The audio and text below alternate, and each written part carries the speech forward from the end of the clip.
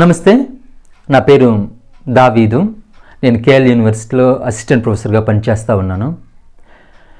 గత కొన్ని సంవత్సరాలుగా ఆంధ్రప్రదేశ్ రాజకీయాలను మనం చూసినట్లయితే కనుక రెడ్డి కాకపోతే కమ్మ, కమ్మ కాకపోతే రెడ్డి, రెడ్డి కాకపోతే కమ్మ, కమ్మ కాకపోతే రెడ్డి, ఈ విధంగానే కొన్ని దశాబ్దాలుగా ఆంధ్రప్రదేశ్ రాజకీయాలని అగ్రకులాలు పాలిస్తూ ఉన్నారు. ఈ ఆంధ్రప్రదేశ్లో మెజారిటీ ఉన్నటువంటి ఎస్సీ, ఎస్టీ, బీసీలు అధికారం లేదు. ఆంధ్రప్రదేశ్ని గొప్పగా పాలించినటువంటి దామోదర సంజీవయ్య ఎటువంటి కరప్షన్ లేదు, ఎటువంటి హత్యలు లేవు, అటువంటి గొప్ప మహానుభావుని 2 సంవత్సరాల కంటే పాలించనివ్వలేదు. అసలు బీసీలకి అయితే 52% ఉన్నటువంటి బీసీలకి అధికారమే లేదు, ఒక సీఎంగా ఎవరు ఇవ్వలేదు. ఎంత దుర్మార్గం! తర్వాత పోనీ అగ్రకులాల్లోనే ఒక వైశ్య కులానికి చెందినటువంటి రోసయ్యను 1 సంవత్సరం కంటే ఎక్కువగా పాలించనివ్వలేదు. అసలు ఈ గేమ్లో ఎస్టీలే లేరు పాపం.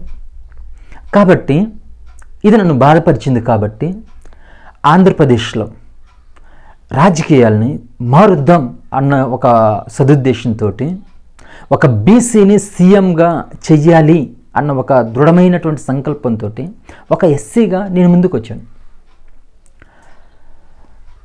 గుర్తుపెట్టుకోండి, ప్రభుత్వాన్ని పడగొట్టినా నిలబెట్టినా అది మన ఎస్సీ, ఎస్టీ, బీసీలు.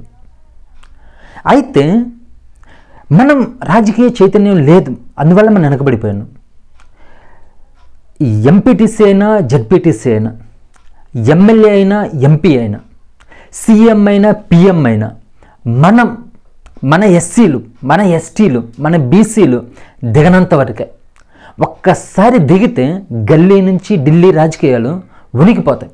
చరిత్ర ఒక బలమైనటువంటి చేంజ్ని చూస్తుంది. కాబట్టి ఈ యుద్ధంలో భాగంగా రేపు నాయుడుపాలెంలో జరిగే సభకు వందలాదిగా రండి. ఎస్సీలు, ఎస్టీలు, బీసీలు, పేద అగ్రకులాలు అందరు రండి. ఇది అందరి బాధ, ఇది అందరి బాధ్యత. రావాల్సిందిగా హృదయపూర్వకం కోరుకుంటున్నాను. Thank you.